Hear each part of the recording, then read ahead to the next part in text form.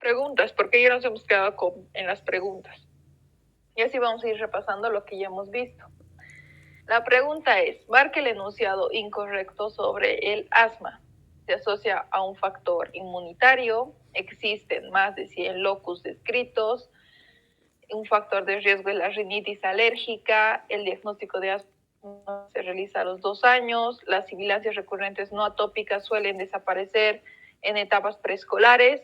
Por favor, me vas a ayudar en esto, haz que todos respondan, en ese caso respondan los dos, tú y la Lau.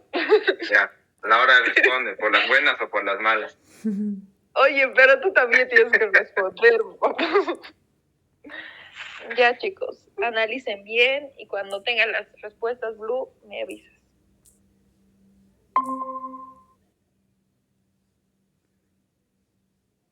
Ya, hasta Romy también. Ya, Laura dice D. Romy. Estoy leyendo.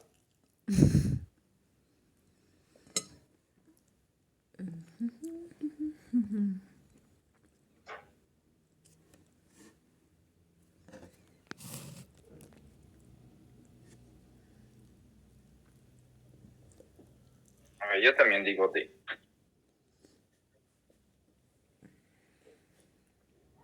Falta Rom. ¿Pato?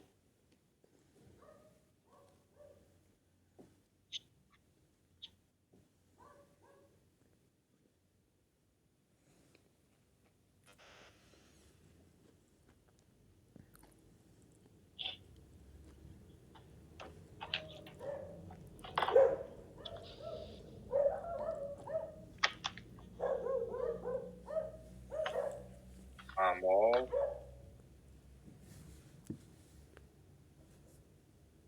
Está leyendo, creo.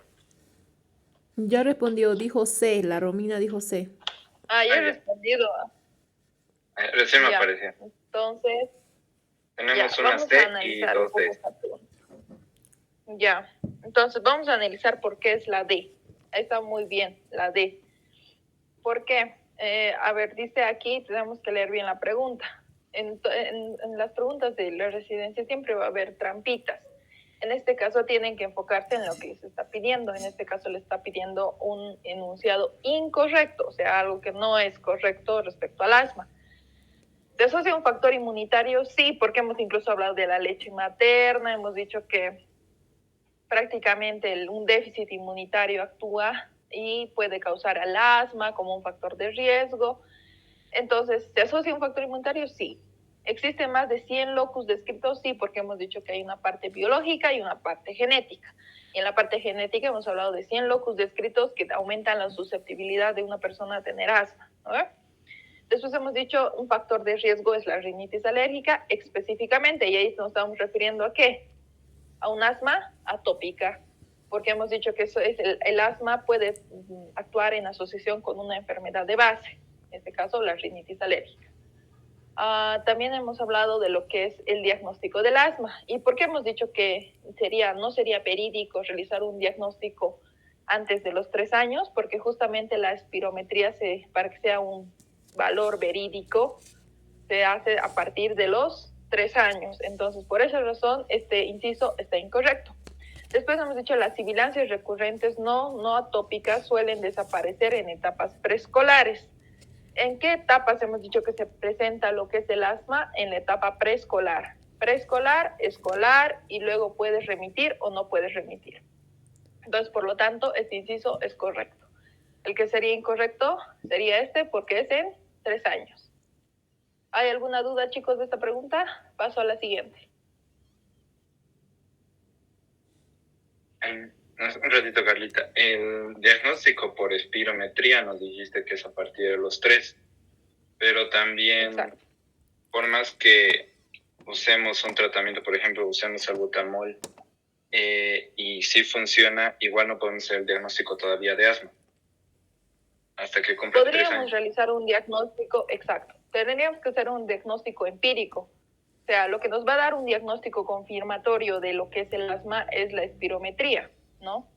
Pero tenemos que recordar que hemos dicho, Hay pruebas de funciones pulmonares, hay pruebas radiológicas, y hemos hablado de las pruebas del óxido nítrico igual, ¿no ve? El exhalado. Pero hemos quedado en claro que ninguno es gold estándar, que el diagnóstico del asma realmente se verifica de manera ocasional. Cuando el paciente va a emergencias y tú le das, como tú has dicho, un beta adrenérgico y recién puede funcionar, ¿no ves? Y estás dudando de, esto es realmente asma, ¿no? Pero no lo puedes clasificar y decir cuál es la gravedad del asma, por lo tanto es un diagnóstico que todavía se tiene que esperar confirmar a los 3 años. Pero desde ese punto ya lo podrías dar un tratamiento mientras se da el diagnóstico confirmatorio, porque ese medicamento lo ha hecho bien en una crisis asmática, ¿verdad? Ya, perfecto. Ahora sí, capisce al 100. Ya, ahora, ¿quién más, chicos? Por favor, respondan.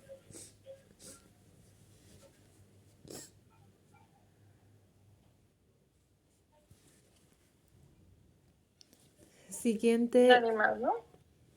Ya, siguiente, vamos.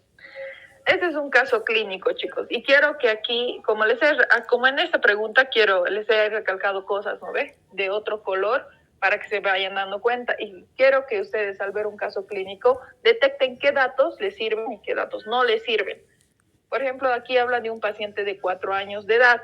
Estamos hablando de un paciente pediátrico. Dice que es diagnosticado de asma hace 1 año. Le lleva seguimiento por neumología pediátrica, con un cuadro de 5 horas caracterizado por sensación de falta de aliento al caminar, accesos de tos seca, sin otra sintomatología. El examen físico es buen estado general, hidratado, afebril, orofaringe no congestiva, frecuencia respiratoria de 36 por minuto. Para su edad, que tiene 4 años, 36 por minuto, estamos hablando de un paciente que es un paciente que está taquipneico, levemente taquipneico porque está con 36, ¿no ve? Y es de 20 a 30. Hasta aquí tienen su chanchullo, por si acaso.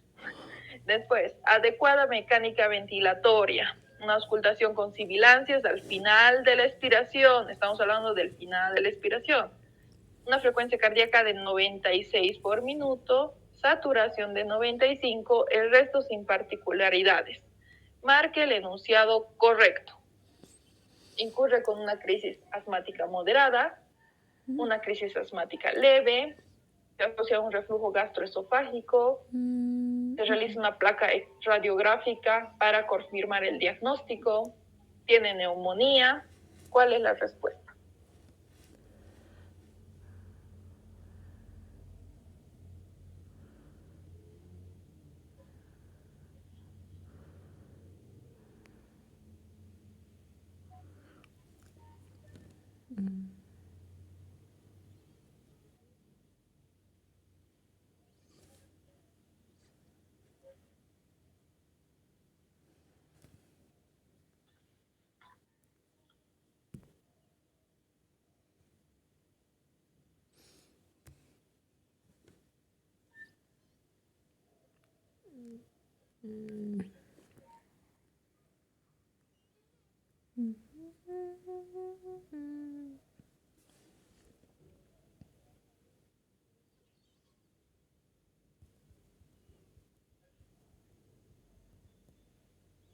Lu, ¿estás por ahí?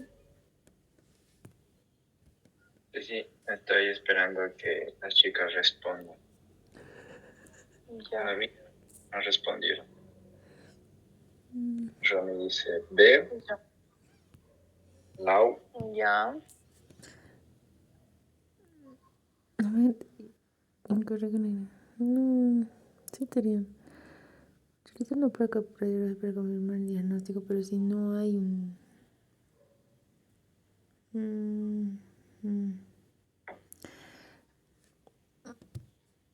También digo B. Ya. Entonces, todos han quedado en B. Yo digo ¿verdad? A. No me Uno cortes. dice A. Y 2 D. Ya, 2B y una A. Ya, vamos a explicar por qué el de la respuesta, ¿ya? La respuesta correcta es la B. Y les explico por qué.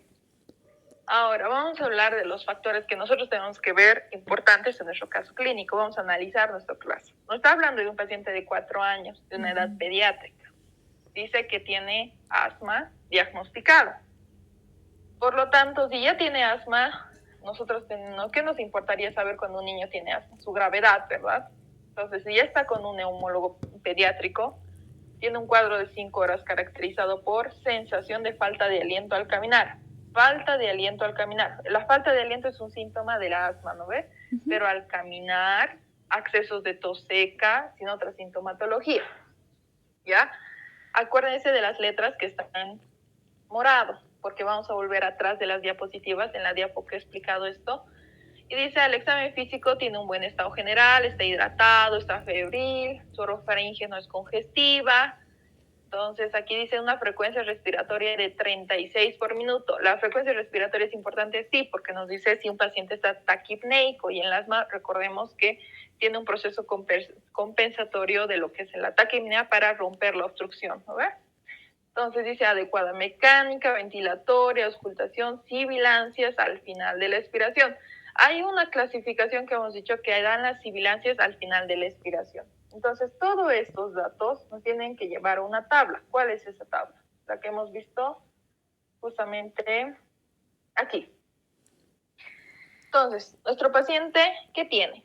Tiene dificultad al caminar, ¿no ve? Al caminar. ¿Falta de aliento al caminar? Sí. ¿Qué más tiene nuestro paciente? Tiene moderadas sibilancias solo teleexpiratorias. ¿Qué hemos dicho que significaba teleexpiratorias? Al final de la expiración.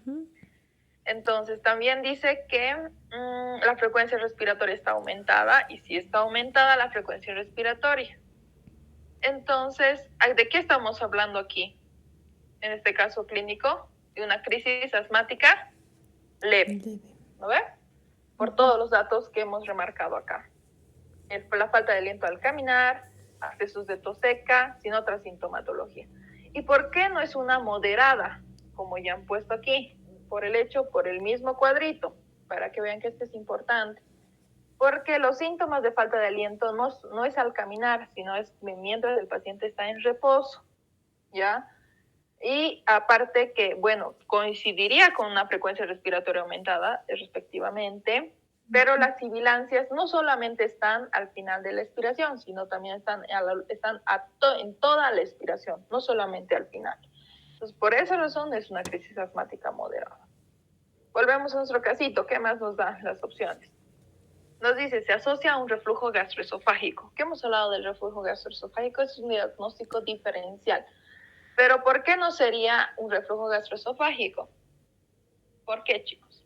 Porque hemos hablado de que el reflujo gastroesofágico, ¿en qué se da? ¿En qué momento de movimiento de la respiración? En una inspiración y no una expiración. Entonces tienen que recordarse eso para hacer el diagnóstico diferente. Ayer, ¿no ve?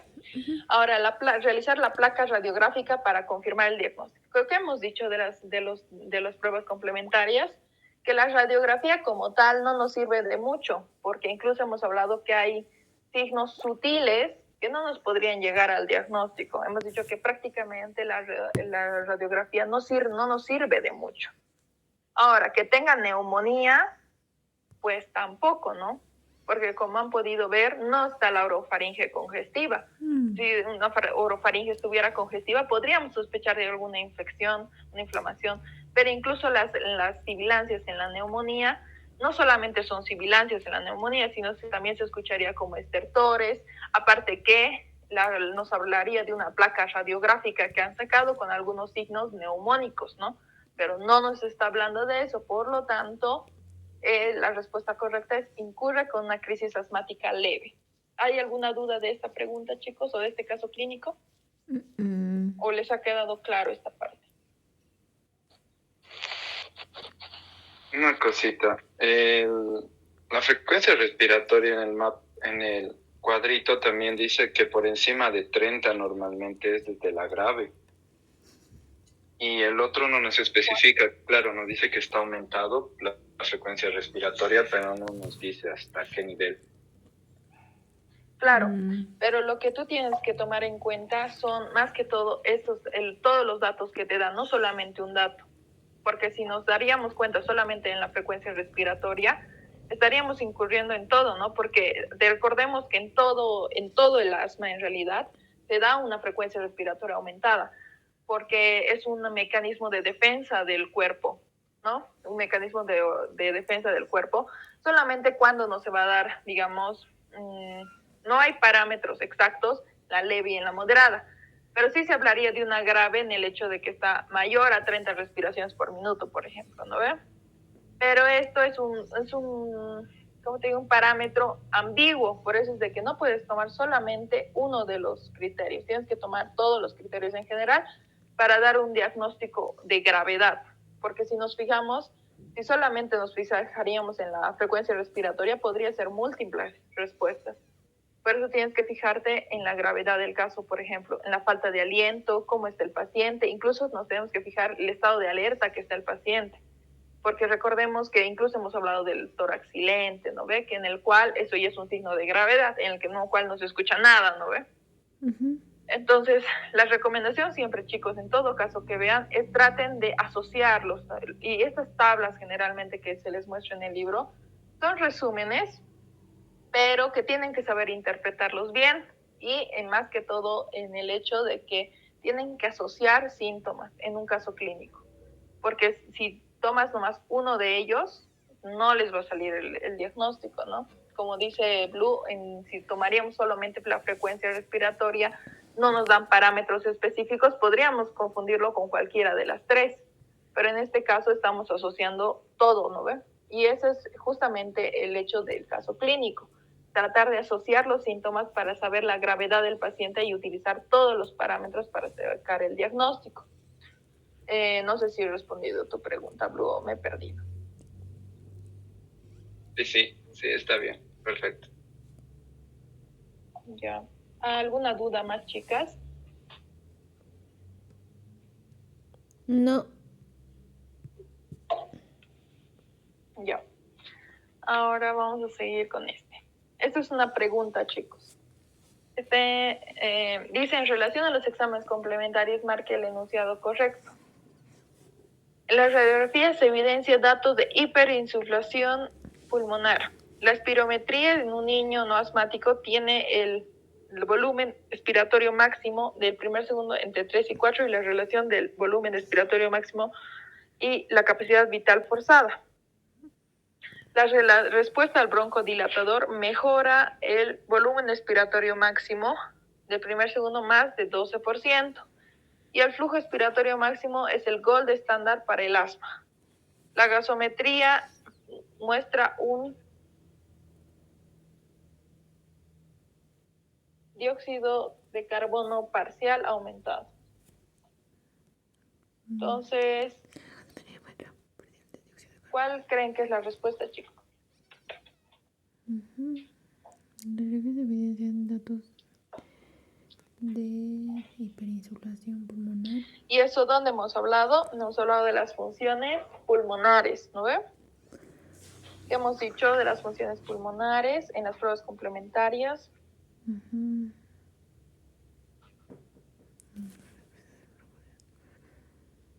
¿Cómo tienen que estar los volúmenes?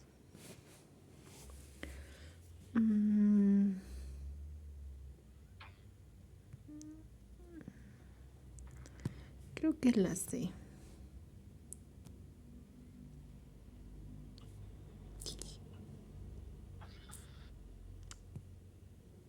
Creo.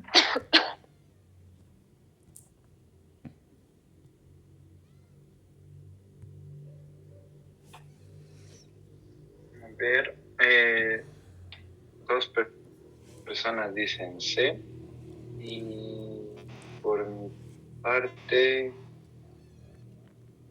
está difícil.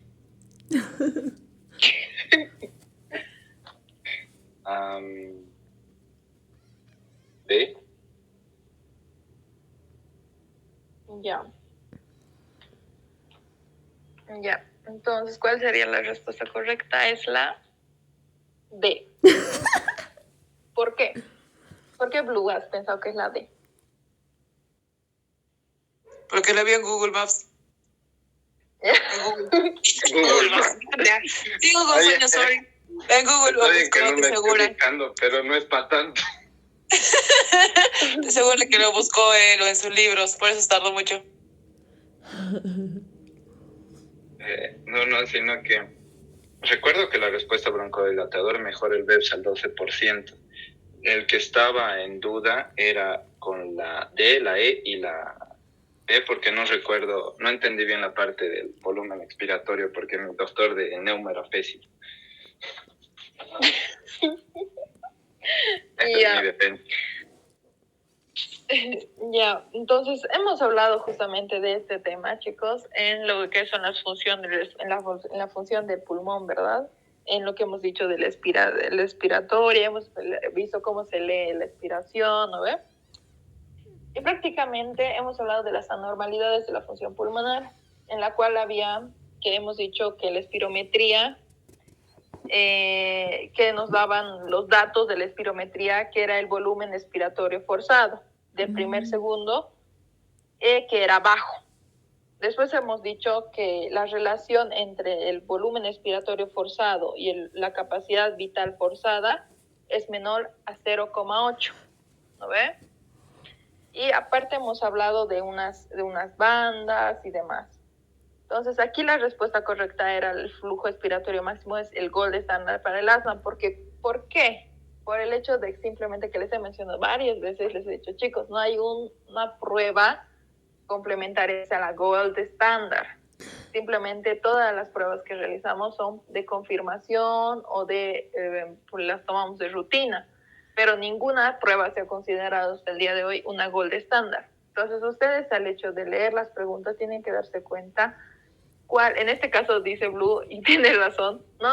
A veces en el examen nos ponen nerviosos y nos olvidamos algunos parámetros, pero tenemos que leer bien las preguntas para saber que en algunas patologías no hay una prueba gold estándar, y una de las patologías en las que no hay gold estándar es el asma.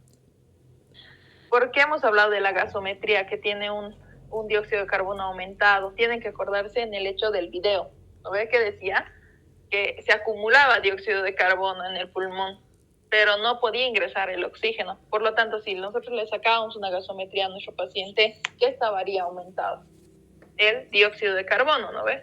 Entonces, de eso también nos tenemos que acordar algunos datos. Ahora, la radiografía evidencia datos de hiperinsuflación pulmonar, dice. ¿Qué hemos dicho de la hiperinsuflación? Hemos dicho que podría evidenciarse en algunos casos graves la hiperinsuflación pulmonar, que sería un caso de sospecha, ¿no ve? Pero no por esa razón del asma nomás puede puede salir ese signo radiográfico.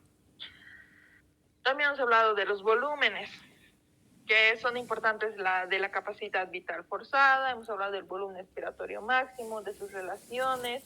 Entonces, mi consejo de mí es de que se acuerden siempre los cocientes o los volúmenes que se toman en cuenta en las patologías.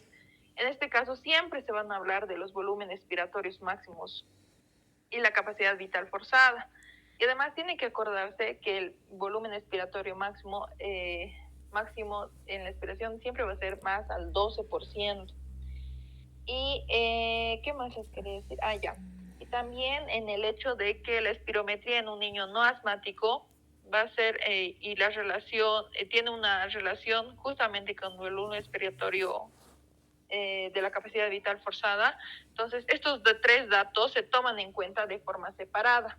Si ustedes van a ver en la tablita del libro, hay unos datos que nos dan, dicen anormalidades de la función pulmonar. Entonces, generalmente, estos tres datos siempre se van a tomar en cuenta, estos como relación y estos separados.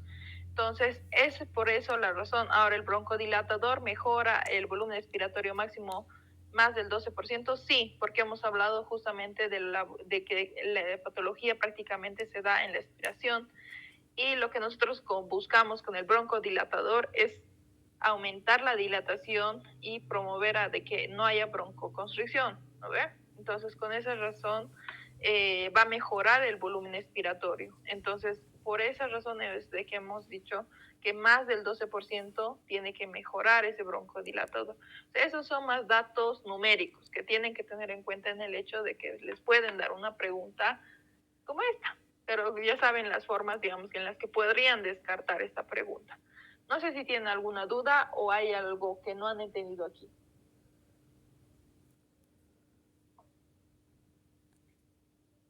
Y también pueden darse cuenta de esto blue que del niño asmático y no asmático está en esta tablita. Esta. Hemos hablado de la espirometría, ¿no? Hemos dicho que esta postura tiene un niño que no tiene asma, ¿no?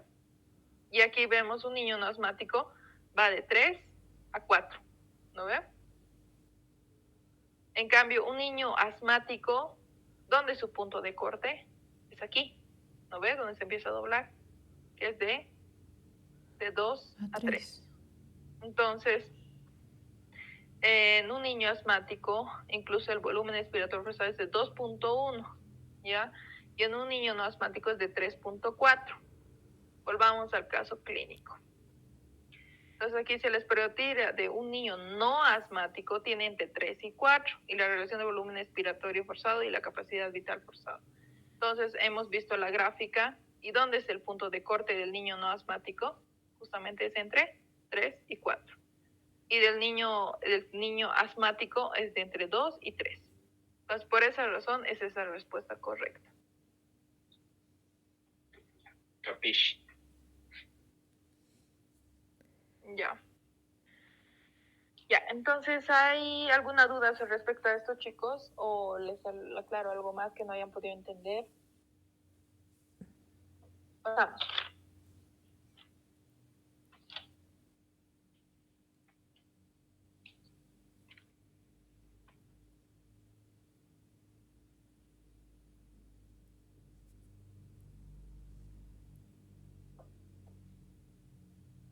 Creo que pasamos.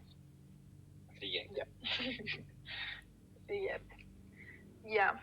Entonces, vamos a hablar ahora, chicos, vamos a hacer primero un recuento de todo lo que hemos aprendido hasta ahora, ¿ya? Y nos vamos a utilizar esta pequeña gráfica. Nosotros nos hemos quedado justamente aquí, ¿ya? Hemos hablado de lo que es los síntomas. Entonces, cuando podemos hacer un diagnóstico, por ejemplo, cuando hay una tos recurrente o crónica, existen sibilancias, hay disnea. Entonces, estos síntomas nos van a llevar al diagnóstico. Después vamos a hablar de las exacerbaciones, en las cuales vamos a hablar de cuando un paciente va a emergencias, urgencias, y nosotros les damos un broncodilatador. También hemos hablado de los factores de riesgo, los desencadenantes, la función pulmonar, ahí hemos hablado de los volúmenes, también hemos hablado del diagnóstico diferencial que nosotros tenemos que hacer con las diferentes patologías, hemos hablado de la disfunción de las cuerdas vocales, hemos hablado de que también tenemos que hacer un diagnóstico con el ERGE, que es el reflujo gastroesofágico en los niños, y también con la sinusitis, pero que es casi difícil diferenciarlos en el niño, ¿no? Ahora, todo esto nos va a llevar al diagnóstico del asma. Entonces, una vez que nosotros diagnosticamos el asma, obviamente tenemos que hacer el tratamiento, ¿no ves?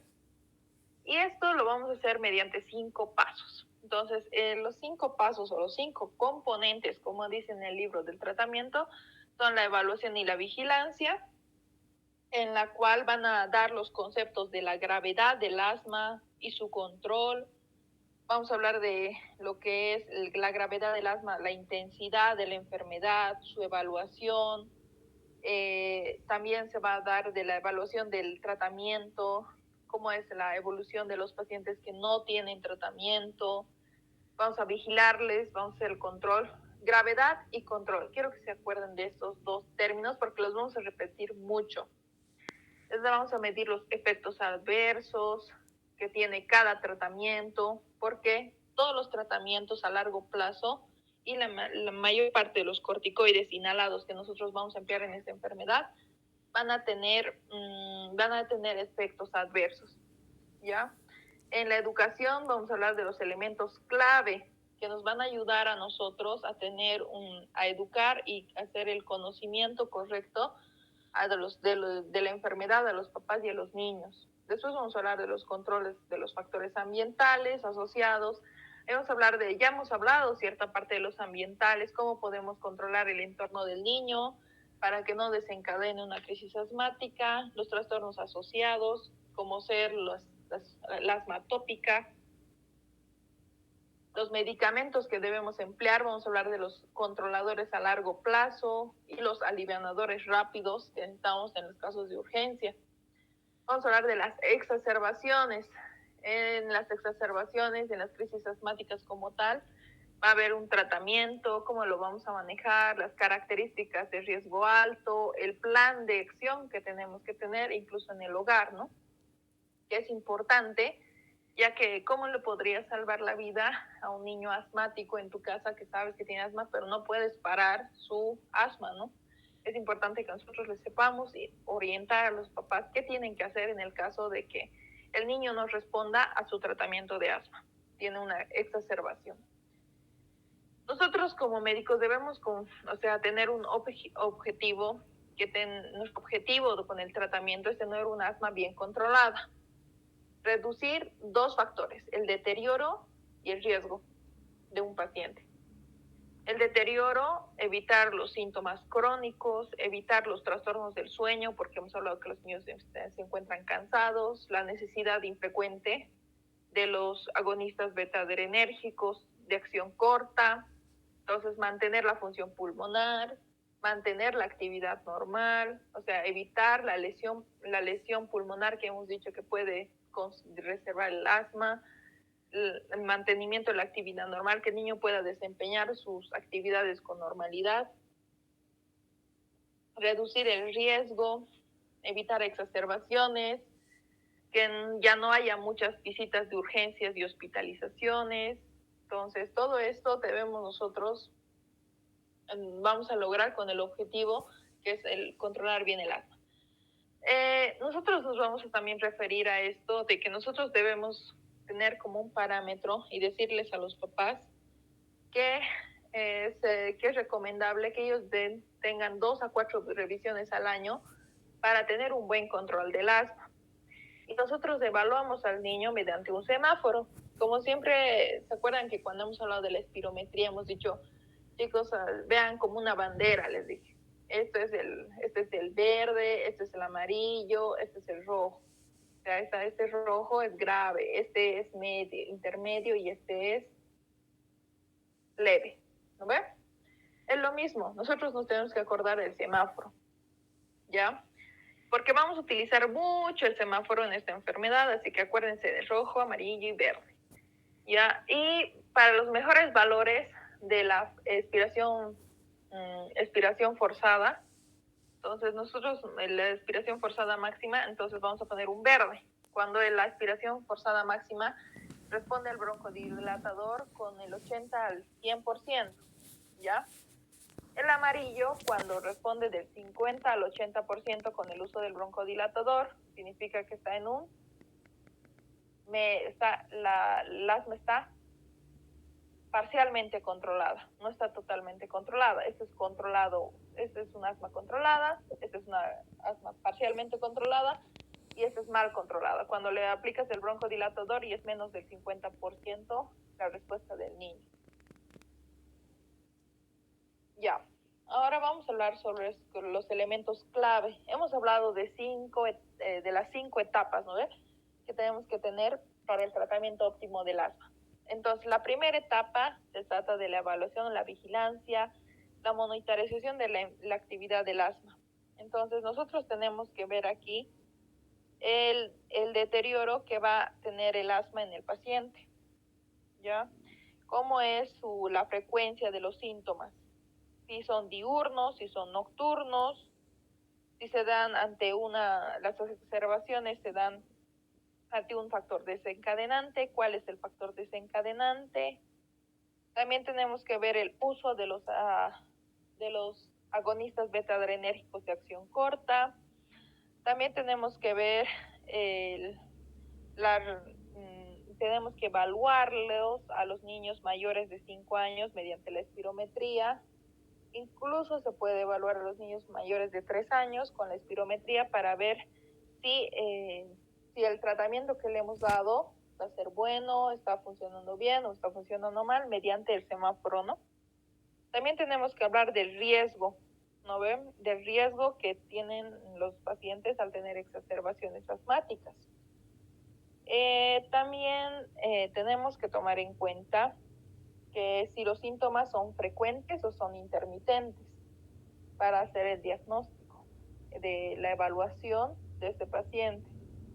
Tenemos que recordar que también los corticoides orales en los niños pueden tener también efectos adversos cuando se los emplean durante bastante tiempo. Entonces, para eso también tenemos que tener las visitas clínicas del asma, que son 2 a 6 semanas. Cada 2 a 6 semanas nosotros tenemos que evaluar al niño y tenemos que evaluar el grado del asma. Después también tenemos que saber de que los niños tienen un control, un control test que se llama ACTH, así está ACT en el libro, que es un test a lo que le hacemos a los niños con preguntas para saber si está bien controlada. La bien controlada está arriba de los 20, la parcialmente controlada es de 16 a 19 y la muy mal controlada es menor a los 15 puntos de estas preguntas. ¿Ya? Entonces nosotros tenemos que encontrar con estas preguntas que le hacemos a los niños, que son preguntas de cómo te sientes hoy, si has tenido problemas al hacer ejercicio, etcétera. Con esta puntuación, una mayor a 20 indica que el niño está bien controlada su asma. Pero tenemos que tener cuidado cuando el niño no tenga un asma bien controlada, ya que tenemos que hacer un tratamiento y quizás tengamos que subir un escalón en el tratamiento del niño, como vamos a ver más adelante. Entonces, para nosotros saber la gravedad de un niño, tenemos que tener en cuenta una tabla que ya vamos a ver posteriormente. Ahora, la segunda etapa va a ser la educación, reforzar el conocimiento, las habilidades de los padres. Por ejemplo, cuando su niño se ponga mal, ¿qué es lo que el papá tiene que hacer?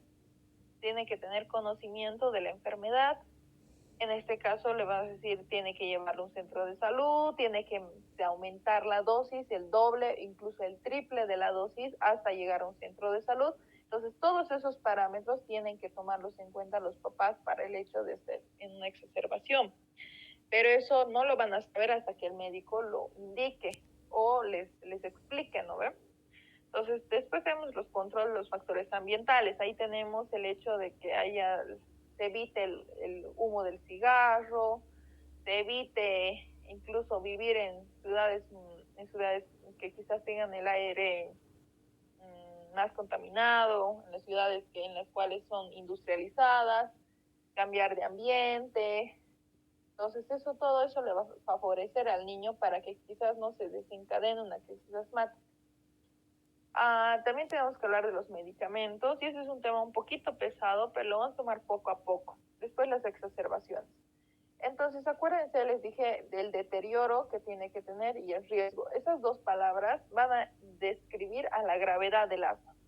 El deterioro es la frecuencia de los síntomas del paciente y el riesgo va a ser la probabilidad de que el niño sufra una exacerbación, la probabilidad de que el niño tenga una crisis asmática, como lo vamos a ver a continuación. Ahora, el tratamiento, ¿no ve? Ya hemos hablado de esto, de la evaluación, hemos dicho también de la educación, que hay que periódicamente desinformar a los papás y hacer un plan terapéutico para el empeoramiento. Ese plan terapéutico, incluso hay planes terapéuticos que nosotros hacemos en el hecho de el ámbito educativo, como un plan de doméstico en el caso de que tiene que realizarse de manera individual para cada niño. Entonces, tenemos que darles por ejemplo, ¿cómo reforzamos el conocimiento? Tenemos que enseñar la técnica de inhalación, o sea, cómo debe el niño inhalar o usar el inhalador. Ese es un conocimiento básico que debería tener todo papá que tiene un niño diagnosticado con asma. También, ¿qué es nuestro objetivo también?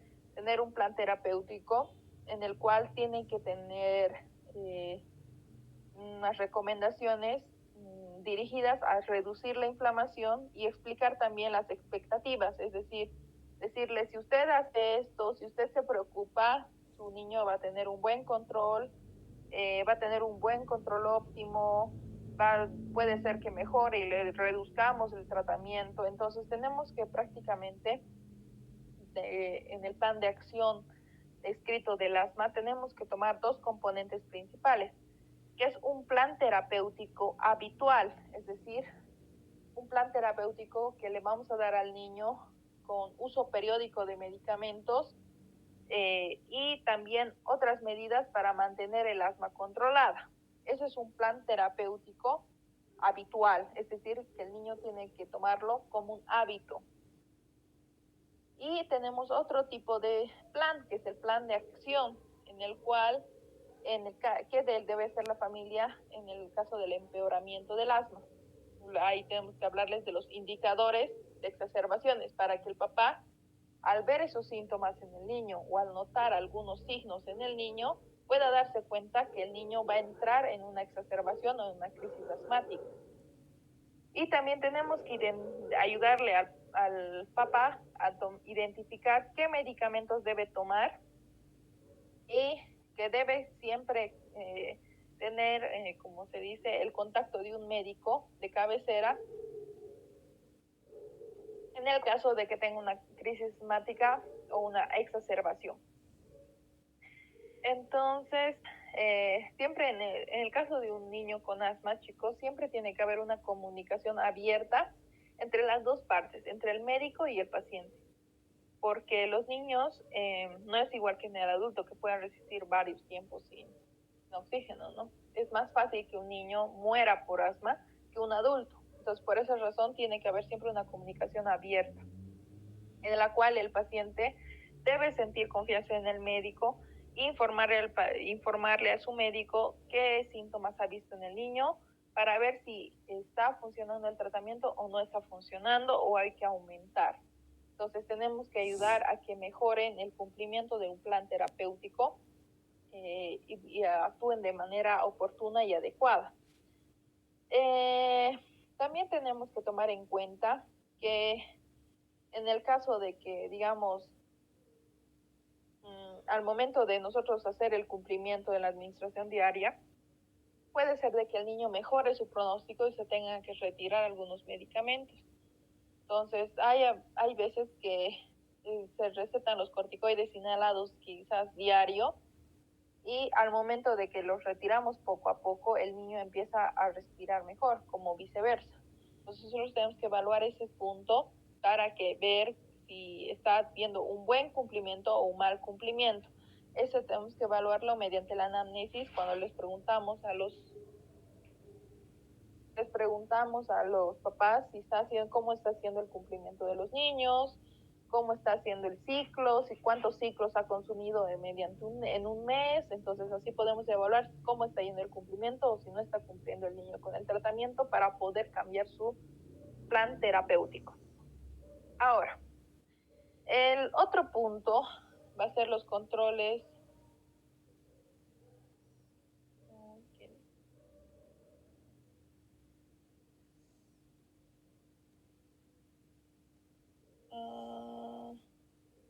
Lu, recién acabo de leer tu mensaje, sí, incluíla. Ya, pero dile que se va a aburrir. Que se va. Y la explicación está genial. Ya, gracias. Ya, dale, no te interrumpo. Entonces, vamos a hablar de un componente 3, chicos, del cual le va a hacer un control de los factores que contribuyen a la gravedad del asma. En estos vamos a tener la exposición ambiental y los asociados. En la ambiental, más que todo, tienen que acordarse de una palabra, que es la alergia. Entonces, más que todo debemos acordarnos de la alergia y vamos a acordarnos del Carlitos, en este caso de los Rugrats, en el cual era bien alérgico. El humo, la contaminación, entonces todas estas se desencadenan, ¿no? Y en ese caso, en el caso de que sea una crisis alérgica que desencadene el asma, tenemos que hacer pruebas alérgicas, como ya les he mencionado. En ese caso, pues van a ver lo que es las pruebas alérgicas subcutáneas que les inyectamos algunas jeringas en los brazos y vemos a cuál alergeno es reactivo el niño. Entonces es necesario hacer estas pruebas alérgicas para que nosotros sepamos el desencadenante. Pero a veces hay alergenos que son prácticamente por el ambiente. Por ejemplo, en las granjas hay algunos niños que desencadenan una crisis asmática por el pelo o la caspa del animal, o por ejemplo las mascotas, en este caso el gato, el perro. Incluso hay, como hemos mencionado anteriormente, los alergenos interiores, que son en el domicilio, y los exteriores, que vamos a encontrar en el ambiente en el que el niño vive. Entonces, todos esos, digamos, el tabaco, tenemos que ir viendo para que nosotros tengamos que poder tomar algunas medidas. Por ejemplo, cuando un niño está expuesto a ácaros del polvo, entonces, ¿qué tenemos que hacer para prácticamente evitar que el niño se exponga a los ácaros del polvo? Podemos cubrir las almohadas y la ropa de la cama con fundas antialergénicas. Tenemos que lavar la ropa de la cama semanalmente en agua caliente mayor a 54 grados centígrados. Y también tenemos que retirar lo que es los muebles tapizados del cuarto del niño. También tenemos que reducir y mantener la humedad interior por debajo del 50%. Esto para que el niño no pueda tener desencadenantes alérgicos. Como han visto, son medidas que nosotros podemos tomar para disminuir lo que son las exacerbaciones del asma. También tenemos que, en el caso de que sea el humo de tabaco, debe eliminarse completamente de la casa. Y en los niños asmáticos especialmente, las vacunas de la gripe, la vacuna anual de la gripe, sí o sí se tiene que dar, ya en los asmáticos generalmente. Esto para reducir las complicaciones asmáticas, como hemos mencionado, pueden haber complicaciones graves. Y estas complicaciones del asma van a ser esas complicaciones que se den por, digamos, la gripe y que el niño sea asmático.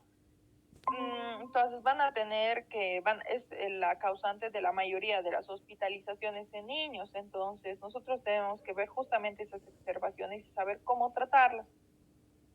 Ahora, los trastornos asociados. Generalmente, como hemos mencionado anteriormente, hemos hecho un diagnóstico diferencial. Dijimos, esto se puede presentar con esto, con esto, con esto. Pero también debemos dar tratamiento a los trastornos asociados. Por ejemplo, hay una enfermedad que también es diagnóstico diferencial, pero también puede asociarse al asma, que es justamente el reflujo gastroesofágico, ¿ya? Que al asociarse el reflujo gastroesofágico al asma va a empeorar el asma, ¿ya? Y eso es ¿por qué? Porque uno, se aspira el reflujo del contenido gástrico, y dos, porque al aspirarse el reflujo del contenido gástrico va a haber un broncoespasmo reflejo mediado por el vago. Eso va a hacer que el asma se exacerbe y pueda entrar de un asma quizás leve, puede ser a un asma de riesgo intermedio. Entonces nosotros tenemos que tener en cuenta ese aspecto, ¿no? Que hay enfermedades asociadas las cuales debemos corregir para que prácticamente tengamos una buena conducta con el paciente. Ya, aparte de que debe sospecharse esto, ¿en qué pacientes? En pacientes que tengan un asma difícil de controlar, en pacientes que tengan generalmente síntomas nocturnos prominentes de asma, es decir, no solamente sea les falta el aliento un poco al dormir, sino que tengan una crisis asmática al dormir, o sea, sean síntomas exacerbados, en los cuales el niño no pueda descansar, tenga insomnio, tenga miedo, le dé una sensación de muerte dormir, tenga miedo dormir. Entonces ahí debemos sospechar de que el niño puede ser que esté cursando, además de sufrir asma, con un reflujo gastroesofágico, ¿no? Ahora, en este caso, nosotros, ¿qué debemos hacer? Tenemos que tomar precaución en las horas de que el niño se alimenta. Entonces, 2 horas anteriores a irse de la cama, debemos elevar el cabecero de la cama a 12 centímetros. tiene que evitar el niño tomar café, tiene que evitar algunos medicamentos. Entonces, además de eso, tiene que el niño hacer tratamiento de su enfermedad del reflujo gastroesofágico, como ser el uso de los inhibidores de la bomba de protones, que ahí tenemos al omeprazol, el lansoprazol, entonces la ranitidina, la cimetidina. Entonces, todo esto, ¿para qué? Para que el asma no se exacerbe. Ahora, entonces también podemos hablar de otra enfermedad que igual se asocia con el asma, es la rinitis, que ya hemos hablado, ¿no? De la rinitis alérgica, inclusive hemos visto que es un asma atópica. Entonces, esa rinitis puede ser de diferentes tipos, puede ser estacional, puede ser perenne o mixta. Entonces, pueden tener un componente alergénico y no alergénico. Además de esto, debemos tomar en cuenta que esto se da prácticamente, hay una reducción de lo que es la congestión y la obstrucción nasal y va a evitar las funciones que tiene la nariz, ¿no? Que es justamente la función de humidificar y calentar, el calentamiento y el filtro. Entonces, esto va a hacer que en los niños asmáticos haya quizás una disminución en lo que es la hiperreactividad bronquial, porque recordemos que el moco filtra todo lo que son las bacterias, todo lo que son los virus. Entonces, al filtrar esos alergenos irritantes por la rinitis, puede causar de que esos virus no puedan ingresar fácilmente al pulmón, ¿no? Y eso sería como un factor protector. Pero en el momento de que también la nariz está produciendo más hipersecreción, ¿qué va a causar?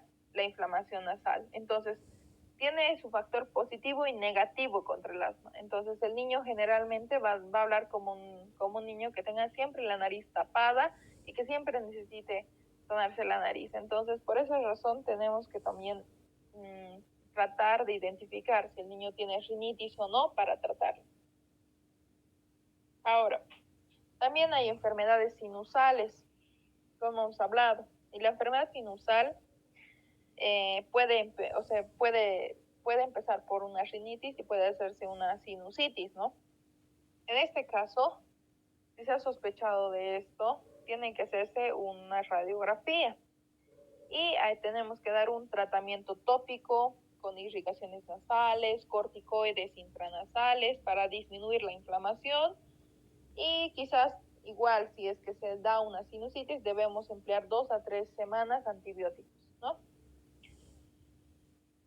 Ahora, en el tratamiento también hemos hablado de lo que son los principios de la farmacoterapia del asma. Ya hemos hablado de los agonistas beta-adrenérgicos de acción corta, que es el tratamiento, y también hemos hablado del asma persistente, en el cual el tratamiento son los corticoides inhalados, y el asma persistente grave, que son los corticoides inhalados, y lo que es los beta-agonistas inhalados de acción larga.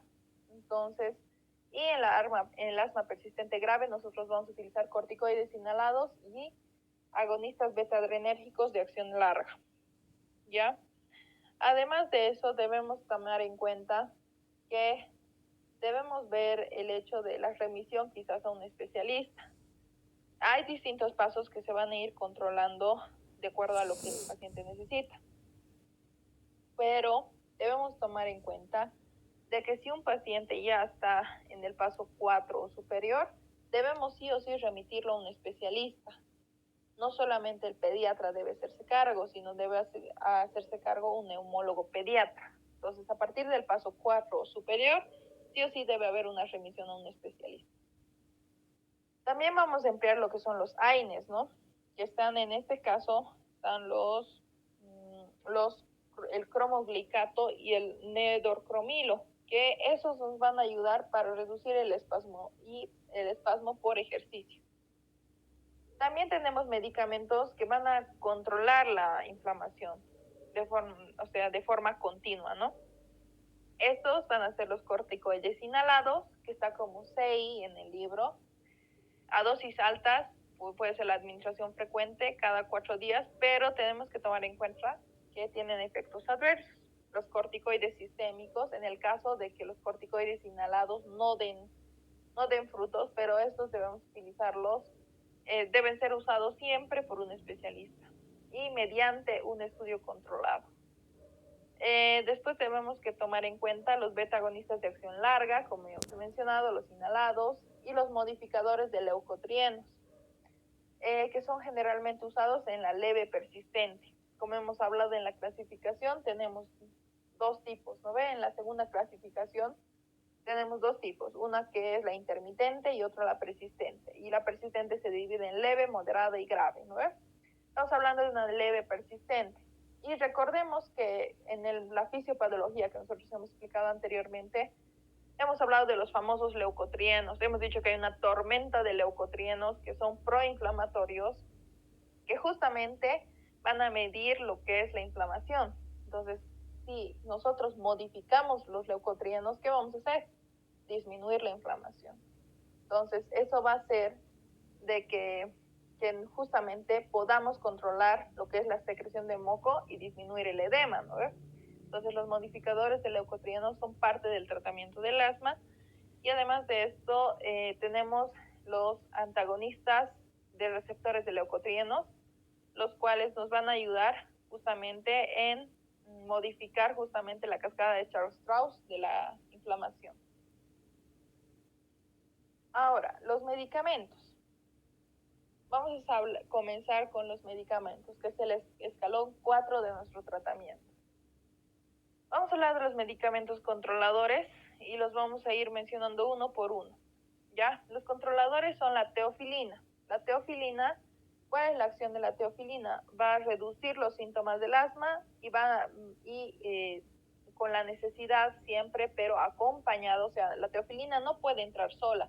Necesita siempre un agonista beta-adrenérgico de acción larga y también necesita, pero también debemos que tomar en cuenta que la teofilina tiene reacciones adversas, las cuales son la cefalea, los vómitos, las arritmias, las convulsiones y quizás les pueda llevar a la muerte si no tiene una buena dosificación. Entonces nosotros tenemos que mediar justamente con un especialista. Esto generalmente se utiliza la añadición o no de la teofilina, si la podemos añadir o no. Entonces también debemos tomar en cuenta lo que son la antiinmunoglobulina E, el omalizumab, que a los niños no se les puede emplear a cualquier edad, sino que más de los 12 años se debe hacer el tratamiento. Y en los niños mayores de 12 años que no tienen un tratamiento adecuado o no responden a los corticoides inhalados, se debe realizar el tratamiento y la reacción adversa de este medicamento es la anafilaxia en un 0.1%. Vamos a hablar de los medicamentos de alivio rápido, el cual vamos a utilizar en emergencias, que son los agonistas beta-adrenérgicos de acción rápida o acción corta, que van a tener una respuesta a las 4 o 6 horas, ¿no? Van a tener una respuesta rápida, una acción rápida de 4 a 6 horas. Y generalmente estos medicamentos de alivio rápido van a tener unos inhaladores con una válvula dosificadora. También tenemos los anticolinérgicos, como son el bromuro dipatropio, que generalmente el bromuro dipatropio solito es como agua de mote, no se ha encontrado mucha mejoría, pero añadido a lo que son por ejemplo, a los agonistas beta-adrenérgicos de acción larga, pueden ser, o los beta-agonistas de acción corta, añadido a un agonista agonista beta-adrenérgico de acción corta, el bromuro dipatropio puede potenciar su acción y ayudar en la broncodilatación, pero si solamente le damos el bromuro dipatropio va a tardar en hacer efecto y no es la misma efectividad que al asociarlo con un agonista beta-adrenérgico de acción corta.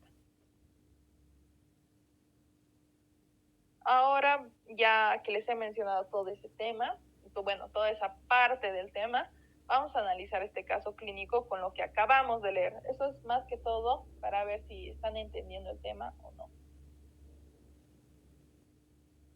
Vamos a hablar de un paciente de 6 años de edad, que es diagnosticado de asma hace 3 años. Lleva seguimiento por neumología pediátrica con un cuadro de un día, caracterizado por sensación de falta de aliento en reposo, accesos de tos seca, dificultad para realizar frases. Al examen físico tiene un buen estado general, está hidratado, afebril, tiene una orofaringe no congestiva, una frecuencia respiratoria de 42, nos fijamos, 6 años, debería estar de 20 a 25, pero tiene una frecuencia respiratoria de 42 por minuto, está taquipneico, tiene una saturación del 90%, el neurológico y el resto no tiene particularidad, y aparte de eso debemos encontrar lo que es, en relación al caso previo que les he mencionado, el enunciado incorrecto. A. Se debe realizar rescate con broncodilatador. Se va a utilizar un corticoide en ciclos cortos. El medicamento de elección para el broncoespasmo es el bromuro de dipatropio por su efecto de acción. Es mejor utilizar inhaladores con una válvula dosificadora, o todos son falsos. ¿Qué harían en este paciente, chicos?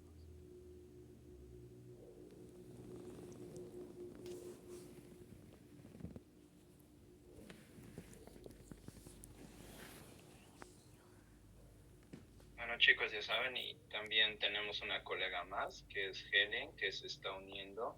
Así que pueden mandar un mensaje, leen la pregunta y mandan un inciso correcto, ya sea A, B, C, D o E.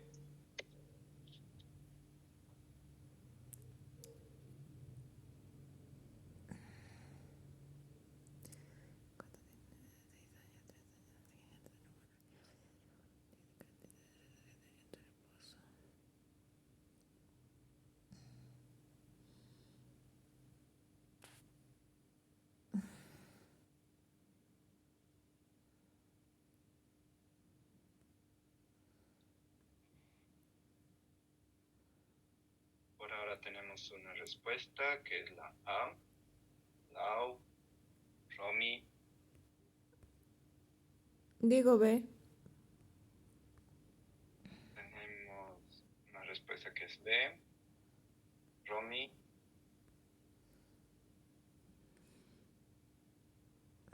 Pero sí, yo puse B primero. Ah, sorry. Ya, entonces ya tenemos 2B, una A y yo digo C. Ya. La respuesta correcta, vamos a ir analizando. Ya.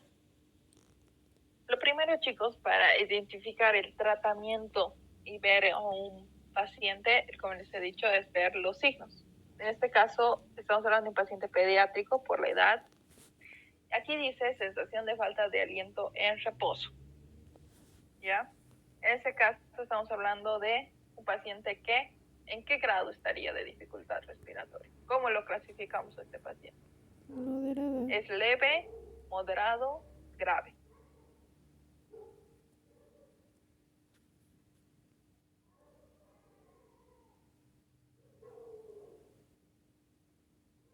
¿Cómo está el paciente?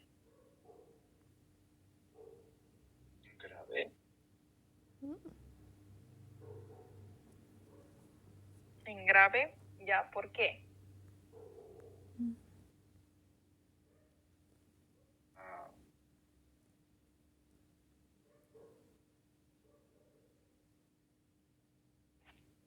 Vamos a jugar con nuestra tablita.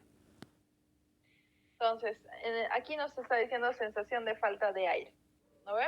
En el reposo. En reposo ya nos está diciendo que está en moderado. Porque recordemos que leve es cuando el paciente está al caminar, ¿verdad? Entonces, ¿es moderado o grave? Nos hacemos esa pregunta. Ahora dice que tiene dificultad por sensación de falta de aliento al reposo. Dificultad para realizar frases. En la moderada, ¿hay dificultad para realizar frases?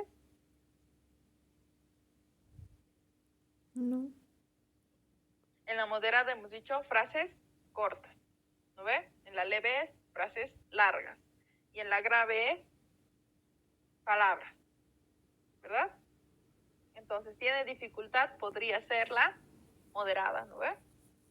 Ahora, dice que está hidratado, está febril, pero tiene frases, no solamente palabras. Entonces, estamos hablando de una moderada. Ahora, la orofaringe está no congestiva. Por esa razón, no debe serse una infección. Entonces, ahora decimos, está taquipneico, está aumentada, ¿no ve? En este caso, tiene una frecuencia respiratoria aumentada, estamos hablando de una moderada. Tiene una tiraje subcostal, puede ser moderada y grave, estamos entre esas dos.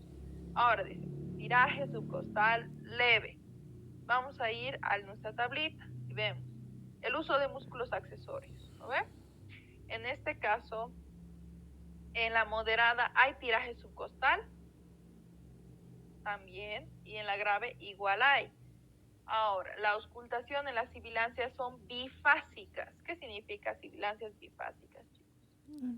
Inspiración. ¿No les llamó la atención al leer el caso? A mí sí. Ya.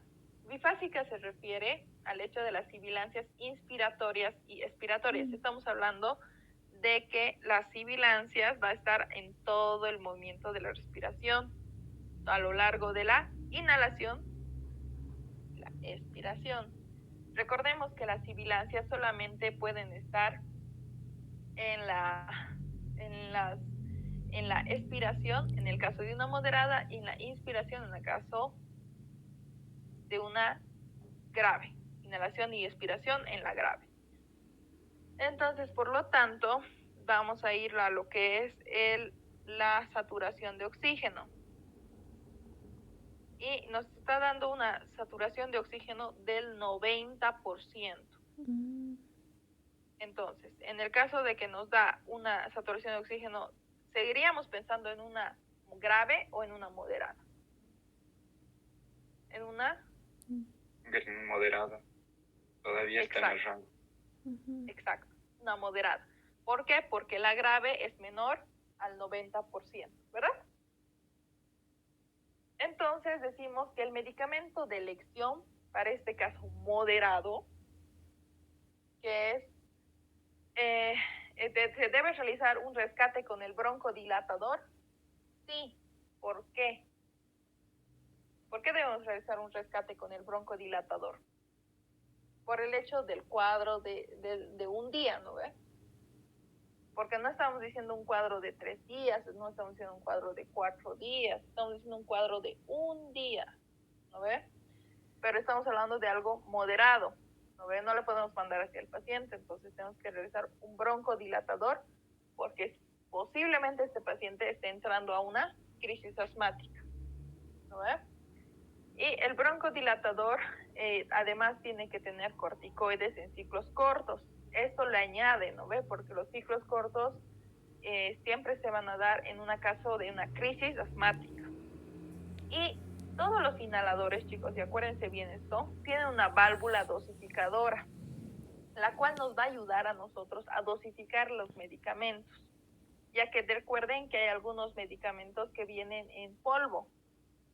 Entonces, eso nos va a ayudar a nosotros a dosificar el medicamento y, por lo tanto, estas opciones que hemos mencionado son correctas. Pero el medicamento de elección para el broncoespasmo no es el bromuro dipatropio por su efecto de acción, ya que hemos mencionado que el bromuro dipatropio, su efecto, su actividad de acción es muy leve. No podemos darle esto en una crisis asmática, porque este sí o sí debe ser acompañado el bromuro dipatropio por un beta agonista adrenérgico. En este caso, tendría que acompañarse ¿con qué? Con un corticoide, ¿no ve? Para que su acción realmente pueda efectivizarse. Pero darle bromuro dipatropio en una caso de crisis asmática a un paciente es como darle agua de mote. No les va a hacer casi nada. El paciente va a seguir con su crisis asmática. Por esa razón es que nosotros le vamos a dar como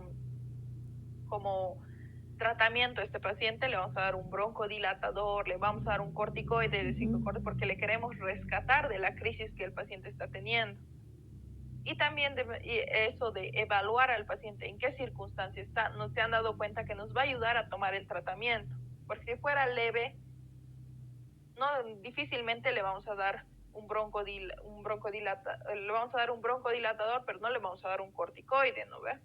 Solamente le daríamos un broncodilatador y ya está. Pero si se está haciendo moderada, ya debemos pensar en los corticoides, debemos pensar en los inhaladores, porque justamente con eso nosotros vamos a poder dar un buen tratamiento de la crisis asmática. Por eso es importante evaluar en qué gravedad nos está llegando el paciente, en urgencias o en emergencias, ¿no? No sé si han entendido, chicos, para que pasemos a la siguiente.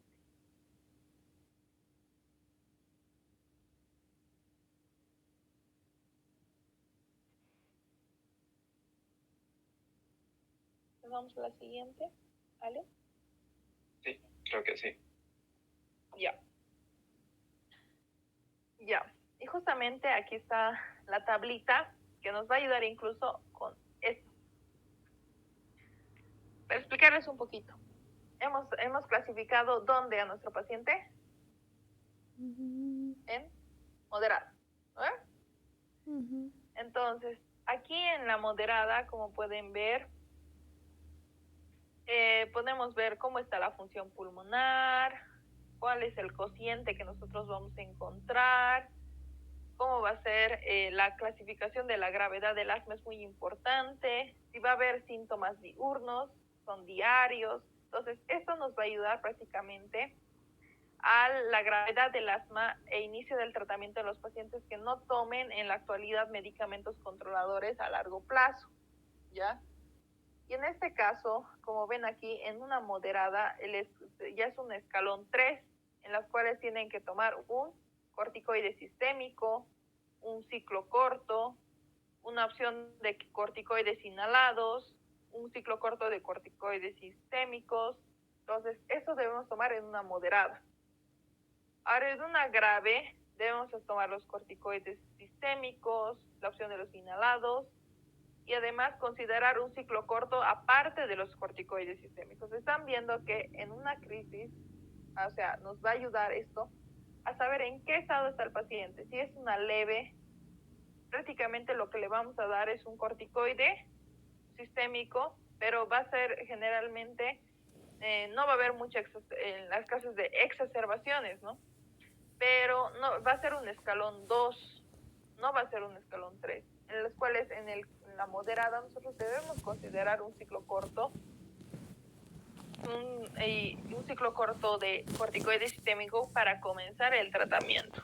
Porque este paciente que nos ha tocado no ha debido tomar un tratamiento y es la primera vez que se le presenta.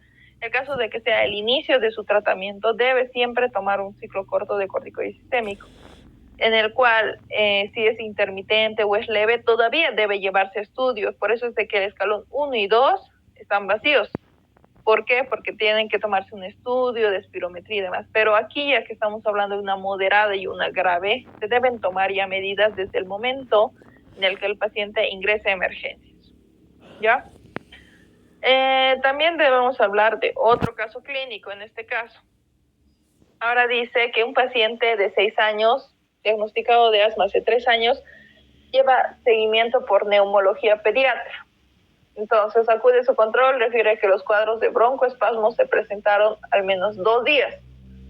Despierta 3 veces por mes y requirió un uso de broncodilatador en 3 oportunidades, días diferentes, y consideramos la gravedad del asma.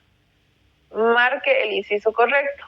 Entonces, es su control, ¿ya? Y este paciente ha ido al menos 2 días por semana y despierta 3 veces por mes. Requirió el uso de broncodilatador en 3 oportunidades, días diferentes. Entonces, considerando la gravedad del asma, marque el inciso correcto. Para eso nos va a ayudar esta tablita. Entonces, cuando nosotros estemos hablando incluso de la gravedad del asma, para en el caso tomar un controlador a largo plazo, debemos tomar en cuenta esta tabla, porque nos dice Nos dice que es leve, que es moderada y que es grave. Por ejemplo, si sus síntomas son diurnos, mayor a 2 días por semana, pero no diarios, es una leve. Pero sí es moderada cuando tiene crisis diarias, ¿no? Y grave si es a largo de todo el día. Ahora, tienen despertares nocturnos en la edad de 0 a 4 años, 1 a 2 por mes. Si es leve, si es moderada, 3 a 4 por mes. Si es grave, mayor a 1 por semana. Ahora, los niños mayores a 5 años que tienen 3 a 4 por mes, mayor a 1 por semana, pero no nocturnos. A menudo 7 por semanas en la grave, ¿no ves? Entonces, los beta-agonistas, ¿cómo están? Mayor a 2 días por semana, porque, o sea, para la acción corta o para los síntomas, en la leve utilizan mayor a 2 días por semana, pero no diario, y no más de 1 por cualquier día. En la moderada van a utilizar beta-agonistas a diario y varias veces al día, ¿ya? Interferencia con la actividad normal, ninguna. Existe una limitación leve, alguna limitación en la moderada, limitación extrema en la grave. Entonces, esto nos va a ayudar a resolver esta pregunta, que dice, acude a su control, refiere que los cuadros de broncoespasmo se presentaron al menos 2 días por semana. Vamos a nuestra tablita. 2 días por semana, ¿dónde estaríamos? Leve. Grave. 2 días por semana.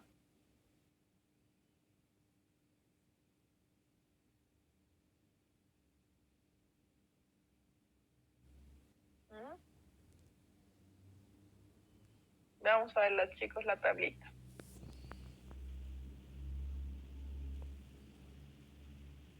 Dice, presentaron al menos 2 días por semana cuadros de broncoespasmo, ¿no ves? Vamos aquí. ¿Dónde está? 2 días por semana. Intermitente. ¿No ves? Porque leve es mayor a 2 días. Moderada es diario y grave es a lo largo de todo el día. Estamos en una intermitente. Pero sigamos leyendo. Dice, despierta 3 veces por mes. Despierta 3 veces por mes. Y estamos hablando de un niño de 6 años. Vamos a despertares. 6 años, aquí. Edad mayor a 5 años. Despierta 3 días, 3 veces por mes. Entonces, no estaríamos hablando de una intermitente, estaríamos de una leve, ¿verdad? Entonces, tienen que evaluar todo esto. Ahora, vamos a ir al otro lado. Dice, en 3 oportunidades ha utilizado el broncodilatador. Vamos al broncodilatador en 3 oportunidades. Entonces, ¿dónde nos quedaríamos, chicos? Evaluando todo. Persistente leve. Ahora, ¿cuál será la respuesta en este caso? Intermitente leve. ¿Por qué? Porque nosotros al hablar de intermitente, como hemos hablado, hemos dicho que eso sí puede ser persistente. No hay ningún problema. O sea, nosotros podemos decir persistente es esto y es esto. Pero también puede ser un intermitente en el caso de que nosotros nos dé un síntoma X. Por ejemplo, en este caso nos está dando un síntoma diurno menor a 12 días o igual a 2 días. No está hablando de 2 días por semana, ¿no ve? Y que ha requerido el uso del broncodilatador en 3 oportunidades de días diferentes. O sea, no nos está diciendo 3, o sea, que ha utilizado en más de 3 días, pero en este caso tenemos que tomar el intermitente, que también nos está hablando de una división. El intermitente puede ser leve, moderado y grave, pero lo que varía en este caso es la gravedad. Por ejemplo, nosotros tomamos el persistente y decimos que los síntomas diurnos son mayor a 2 días por semana, ¿no ve? Diarios en el persistente y a lo largo del todo el día. Pero en este caso nos está hablando de intermitente leve porque vamos a tomar en cuenta todos los factores. En este caso estamos de intermitente por el deterioro. Tengan en cuenta que siempre el deterioro en el que manda son los síntomas diurnos. En este caso va a ser un asma intermitente leve porque no está hablando de que el hecho de que está teniendo un seguimiento, digamos, los síntomas van a estar, digamos, bien persistentes. Persistente significa todos los días. Y lo que estamos hablando aquí no es todos los días, sino que le está dando solo 2 días por semana. Entonces vamos a hablar de más de 2 días cuando realmente sea una persistente. Entonces nosotros tenemos que basar justamente en el caso clínico en primero el tiempo. Si es 2 días, es intermitente. O es menos de 2 días, es intermitente. Pero si es diario, si es más de 2 días, ya ahí podemos hablar de lo que es un asma persistente. Y en el caso de que sea persistente, ahí recién vamos a evaluar si es leve, si es moderado o es grave. Entonces, primero, chicos, siempre, antes de diagnosticar, vean siempre el tiempo. Recuerden siempre ese dato. Menor a 2 días, igual a 2 días, siempre es intermitente. Mayor a 2 días es persistente. Entonces, por lo tanto, ya clasificando el tiempo, recién podemos ver en esta tabla con cuál se estaría dando, si es una intermitente leve, moderada o grave, o si es una persistente leve, moderada y grave. ¿Ya? Entonces, primero, antes de evaluar esta tabla, que es medio engañosa, siempre tienen que ver si es intermitente o es persistente. ¿Y cómo lo van a saber? Por el tiempo. Primero, evalúen uno por uno y tienen que seguir ¿cómo se dice? Un patrón de leer. Primero tienen que leer los días y ya nos va a decir, teniendo si es persistente o es intermitente, ya vamos a poder diagnosticar si es leve, moderado o grave. Ya. Entonces, no sé si me he dejado entender en esta parte.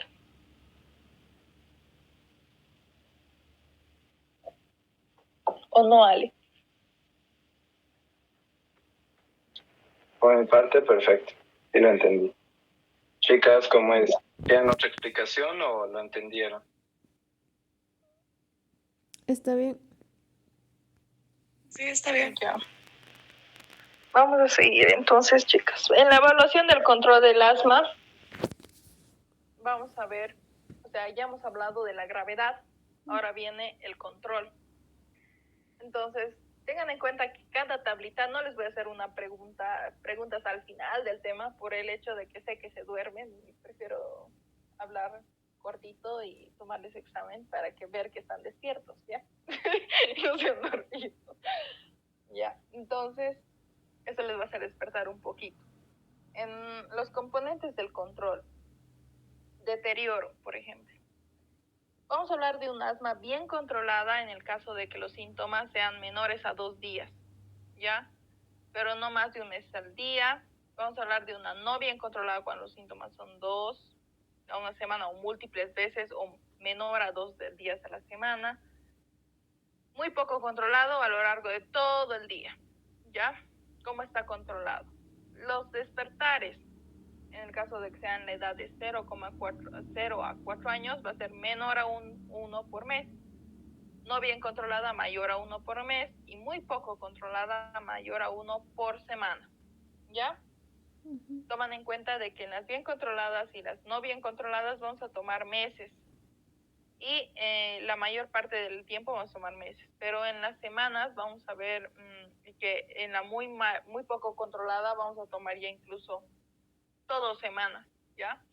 Entonces, la edad mayor a 12 años va a tener menor a 2 por mes, una bien controlada, mayor a 2, de 1 a 3 por semana en la no bien controlada y mayor a 4 por semana en la muy poco controlada. La respuesta a los betagonistas En la bien controlada va a ser menor a 2 días por semana. En la no muy bien controlada va a ser mayor a 2 días por semana y varias veces al día en la muy poco controlada. ¿Ya? Eso es para que todos evaluemos el tratamiento que le estamos dando al paciente. Va a haber interferencia en la actividad normal. En una bien controlada no, pero una no bien controlada va a haber alguna limitación y en muy poco controlada va a haber muy limitada la actividad normal del niño. En la función pulmonar, como hemos visto, hemos hablado del volumen expiratorio máximo y la relación del volumen expiratorio máximo y la capacidad vital forzada, que en la bien controlada es mayor al 80%, en la no bien controlada va a ser del 60 al 80% el volumen expiratorio máximo, y en la relación del volumen expiratorio máximo y la capacidad vital forzada va a ser del 75 al 80%. En la muy poco controlada vamos a ver un volumen expiratorio máximo menor al 60%, y en la relación del volumen expiratorio máximo y la capacidad vital forzada va a ser menor al 75%. También vamos a hablar de la edad de mayor a 12 años, en la cual el volumen expiratorio máximo va a ser mayor al 80%, el volumen expiratorio máximo en la no muy bien controlada va a ser del 60 al 80% y la no muy poco controlada va a ser menor al 60%. Entonces, vamos a tomar en cuenta que aquí los cuestionarios validados van a ser el ATAC, el ACQ y el ACT, que le hemos hablado, que generalmente el que más menciona el libro es el ACT, que es el test asma, el test para el asma, que justamente consiste en preguntas que le hacemos al niño para evaluar cómo ha sido su desempeño durante el tratamiento. Si cómo se siente, qué actividades ha podido realizar, qué actividades se dificulta realizar, etcétera, ¿no? Cómo es la actividad en el hogar y cómo es la actividad en la escuela. Ahora, el riesgo. ¿Cómo vamos a ir midiendo? De edad de 0 a 4 años, bien controlada, una exacerbación de 0 a 1 al año. O sea, una solamente puede tener al año un niño bien controlado. No bien controlada va a tener 2 a 3 exacerbaciones al año y muy poco controlada va a haber más de 3 al año, ¿no? Más de 3 crisis asmáticas al año. En una edad de mayor a 5 años, en un niño mayor a 5 años, va a haber una bien controlada, va a ser de 1 al año. Una no muy bien controlada va a ser mayor a 2 al año. Y también debemos considerar la gravedad y el intervalo entre la última exacerbación. Si ha habido efectos adversos relacionados con el tratamiento. Como ya les he mencionado, hay algunos medicamentos que nos pueden dar problemas en el momento de emplearlos de manera crónica, como los corticoides inhalados. Y nos pueden dar cefaleas, vómitos, incluso pueden dar algunos medicamentos anafilaxia, como hemos mencionado. Entonces, la reducción del crecimiento pulmonar o pérdida progresiva de la función pulmonar va a exigir un seguimiento prolongado, porque hemos mencionado que en el tratamiento hay componentes, ¿no ves? Y uno de los primeros componentes del tratamiento justamente es la evaluación y la vigilancia, mediante el semáforo, ¿verdad? Y además de eso nos va a ayudar en el control del asma. Después, la acción recomendada para el tratamiento. Por ejemplo, en una bien controlada, debemos mantenernos en ese paso actual que estamos, ¿no ves? Si es una leve o una moderada, como hemos visto anteriormente, ¿en qué escalón estábamos? En el 1 y en el 2, ¿verdad? Ya cuando es en una intermitente leve, estamos en el 1 y en el 2, una intermitente y una leve, ¿no ves? Pero cuando ya se trata de un escalón 3 a 4, estábamos en una moderada a grave. Entonces, cuando está bien controlada, nosotros solo vamos a hacer un seguimiento periódico cada 1 a 6 meses para mantener el control. Y vamos a considerar incluso bajar de paso si está controlado al menos 3 meses. Entonces, en este caso, en una bien controlada, podemos bajar el tratamiento. Cuando el paciente no está bien controlado, en vez de bajar, vamos a subir un paso y vamos a reevaluar en 2 a 6 semanas para ver. Si no hay un claro beneficio en 4 a 6 semanas, tenemos que considerar diagnósticos alternativos. Es decir, tenemos que controlar si el paciente realmente solamente tiene asma o tiene un factor desencadenante o una enfermedad o un trastorno asociado. En este caso, ¿de qué trastornos estaríamos hablando que exacerban el asma? En el reflujo gastroesofágico, por ejemplo, o en una rinitis o una sinusitis o una enfermedad sinusoidal. En el caso de efectos adversos, debemos considerar alternativas de tratamiento. Cambiar el medicamento que quizás es de preferencia por un alternativo. Y también debemos considerar un ciclo corto de corticoides orales en el caso de muy poco controlada. Generalmente nosotros al principio realizamos el corticoide inhalado, como hemos visto, pero en el caso de que los corticoides inhalados no funcionen, debemos utilizar los corticoides orales. Y los corticoides orales o sistémicos generalmente se utilizan en lo que es la muy poco controlada.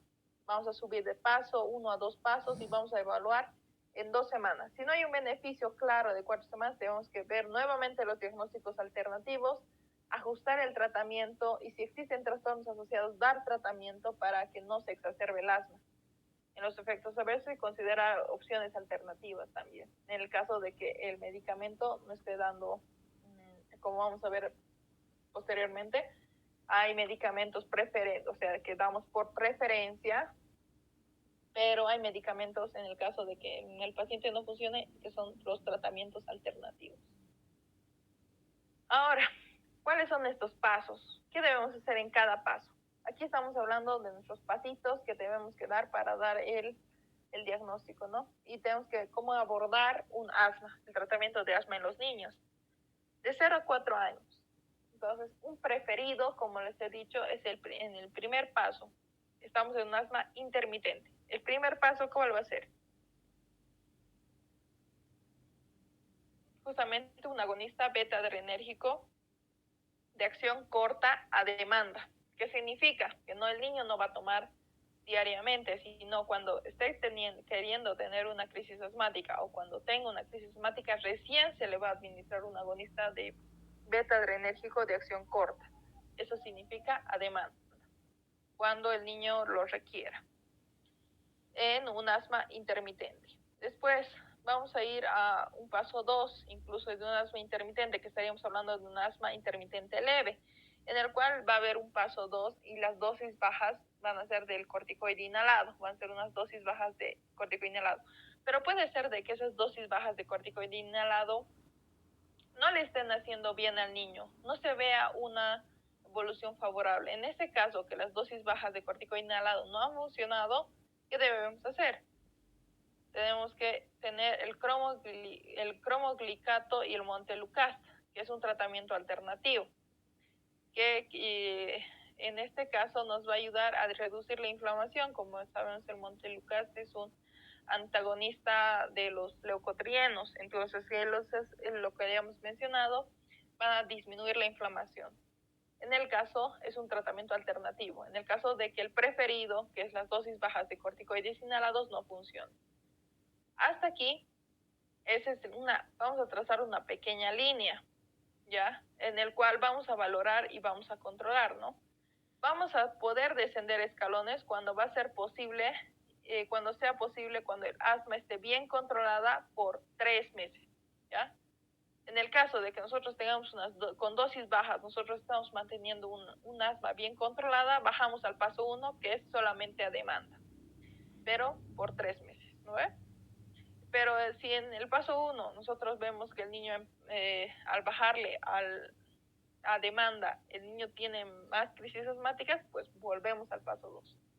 En este caso vamos a subir escalones cuando sea necesario y cuando la técnica de inhalación, como hemos dicho en la educación, que tenemos que enseñarle la técnica de inhalación al niño, el cumplimiento de los medicamentos, el control del entorno, las comorbilidades, que hemos dicho, las enfermedades que se pueden asociar, nosotros ya los hayamos resuelto, ¿no ve? Si ya los hemos resuelto y el niño sigue empeorando, no está mejorando, vamos a subir al paso 3. En este paso 3, vamos a hablar de dosis medias de corticoides inhalados, ¿ya? Y si no funcionan las dosis medias de corticoides inhalados, pasamos al paso 4, que son dosis medias de corticoides inhalados, pero más un agonista beta-adrenérgico de acción larga o un antagonista de leucotrienos, ¿ya? Y además, si no funciona esto, vamos a pasar al paso 5, que justamente son las dosis altas de corticoides inhalados, más un agonista beta-adrenérgico de acción larga y más un antagonista de los leucotrienos. El paso 6, en el caso de que nada que funciona con esto, vamos a las dosis altas de corticoides inhalados, vamos a añadir el agonista beta-adrenérgico de acción larga y vamos a añadir además un corticoide sistémico o un corticoide oral, ¿ya? Posterior a eso tenemos los tratamientos para los niños de 5 a 11 años.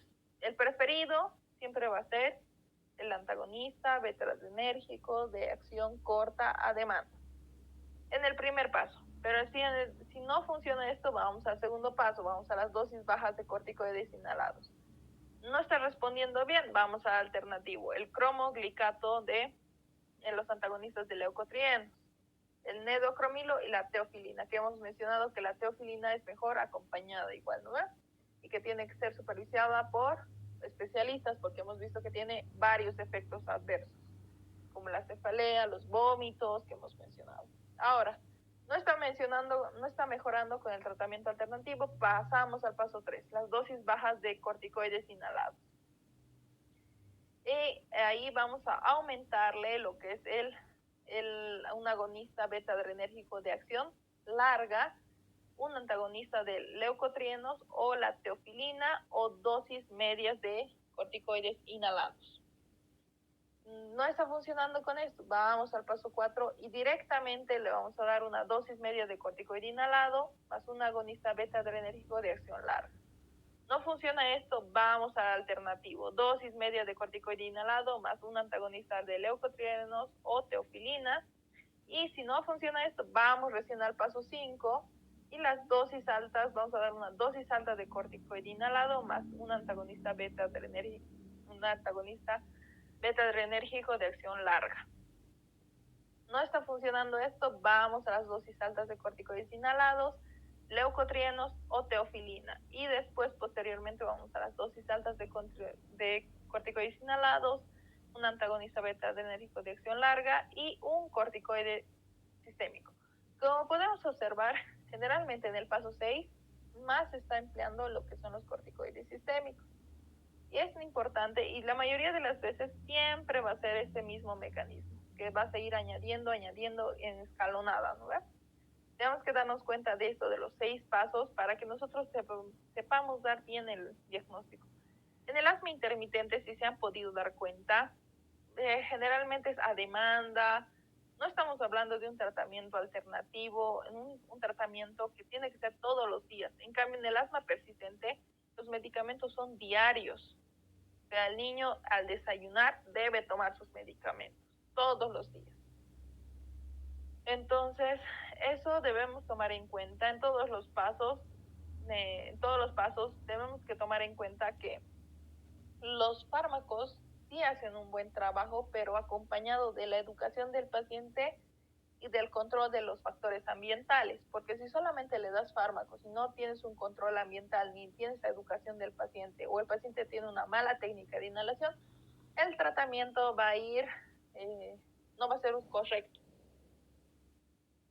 Les van a fallar varios factores. Por ejemplo, si un niño no utiliza bien los corticoides inhalados, no está teniendo un buen mantenimiento, no tiene una buena técnica de inhalación, ¿qué va a pasar? Nosotros pensando que no le está haciendo bien, le vamos a meter cromoglicato y montelukast. O sea, le estamos dando un tratamiento que quizás el niño no necesite y quizás en vez de ayudarle le empeore, entonces, porque a veces se vuelven resistentes y hay que pasar al paso 3. Entonces, lo que nosotros queremos en los niños es generalmente reducir al máximo los medicamentos para que los niños puedan tener una mejor calidad de vida.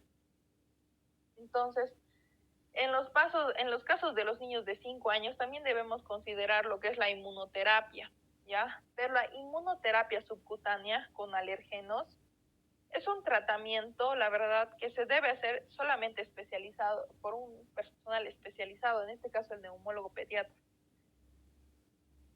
¿Por qué? Porque al momento de hacer inmunoterapia subcutánea, puede haber una reacción anafiláctica e incluso el paciente puede morir. Es por eso que incluso vamos a ver más adelante que en el caso de las inyecciones subcutáneas con alergenos para crear sensibilidad en el paciente, es un tratamiento prometedor, pero lo malo es de que algunos pacientes no responden bien al tratamiento.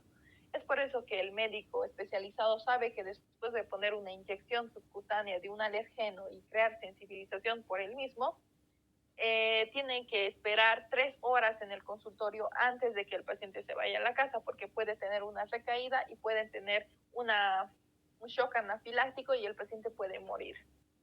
Porque hay que tener en cuenta que al momento de inyectar un alergeno en el paciente, debe tener una monitorización continua. Y porque al ser un tratamiento prometedor, también tiene un efecto adverso muy potente, en el cual por eso debe ser realizado por un especialista. Los medicamentos de alivio rápido generalmente se pueden dar en todos los pacientes, como ya hemos mencionado, ¿no ve? En el hecho del bromuro de ipatropio para salvar, medicamentos de rescate, que debe ir acompañado de agonistas de acción corta, ¿no? Porque generalmente los vamos a usar de rescate en ocasiones de emergencia, urgencia, en crisis asmáticas. Todo va a ser relativo a la intensidad de los síntomas. Pueden haber tres tratamientos en intervalos de 20 minutos cuando sean necesarios. Puede ser necesario incluso que hayan ciclos cortos de corticoides sistémicos. Todo va a depender de cómo es la respuesta del paciente para que nosotros podamos subir o bajar un escalón, ¿ya? Y bueno, los agonistas de acción beta-adrenérgica corta, los beta-adrenérgicos de acción corta, generalmente para la edad de 0 a 4 años se emplean cada 4 a 6 horas hasta las 24 horas, ¿no? Siempre previa consulta con el médico.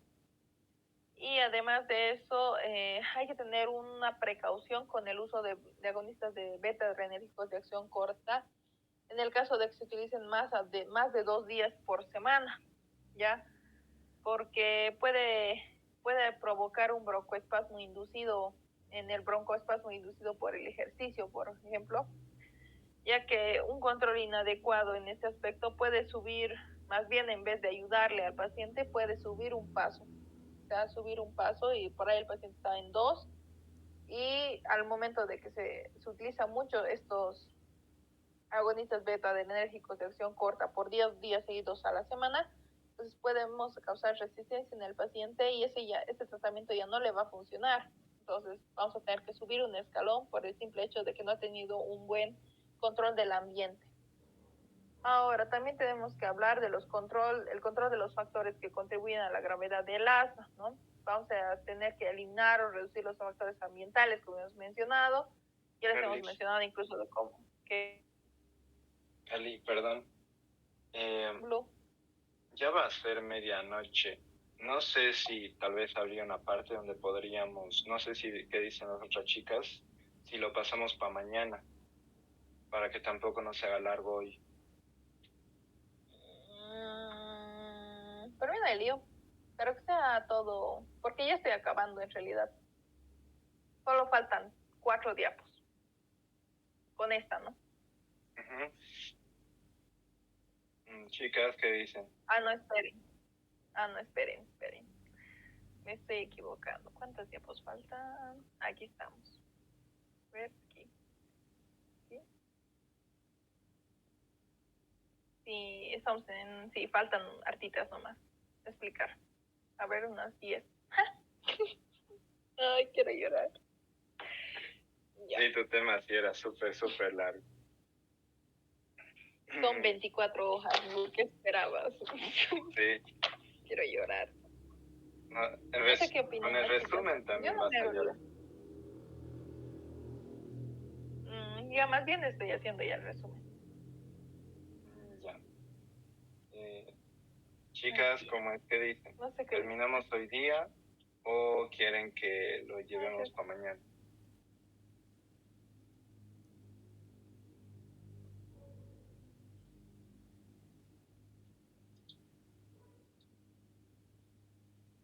responde.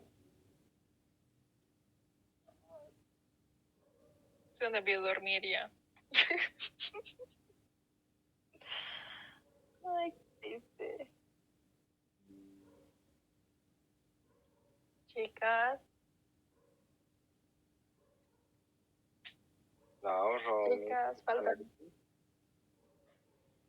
Romy, Lau, están ahí, están vivas. Qué triste es la vida. Ay, ojalá no me toque nunca más un tema largo, tan feo es. Está bien explicado y de lado, bueno, ya te la sabes, ¿no? Pero has visto las cosas que nos tenemos que aprender, es mucho. Eso sí está harto. Y para el examen que vamos a dar la siguiente semana, creo que tú te vas a ganar el premio para las preguntas. Triste. No sé qué dicen en el grupo, creo que han hablado. Ay, no he visto ni siquiera los chats. No ha dicho nada. No hablo todavía. Chicas, Romy, Lau. Creo que no están, Blue. Sí. Para que ellos también entiendan que dices, lo llevaremos mañana. Yo creo que sí. ¿En qué página estamos terminando? Espera, me voy a acordar. Estamos en la página 34. Ya. Ya. Entonces, así le damos una leída más al texto. Y así te seguimos bien. Sí, no hay lío. No sé qué dicen, pero las chicas están ahí. No están. Sí, me parece bien. Laura despertó. No, estoy sí despierta. Ahí está la Lau. Lau, seguimos. Creo que ya están todos con sueño. Mañana nomás terminamos, ¿no? Sí, por favor. Ya, entonces... Ya. Ya, y mañana, chicas, como han visto, he optado por hacer preguntas de cada tabla para que nos acordemos más, ¿ya? Entonces, no esperen preguntas al final, porque las preguntas las vamos a hacer, terminamos un cuadro y vamos a hacer pregunta para que mejor entiendan los temas. Apliquemos, o sea, leemos y aplicamos, ¿ya? ¿Qué les quería decir? Bueno, Blue, me estabas diciendo que hay alguien que quería entrar al grupo. Sí. Es Helen. Prácticamente ahora nos está acompañando. Helen, ¿estás ahí o estás durmiendo también?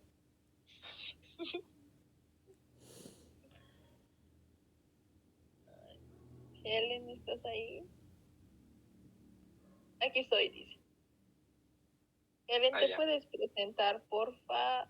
Decinos, bueno, decinos lo que quieras decir. ¿Qué le preguntas de la presentación? Yo me he olvidado.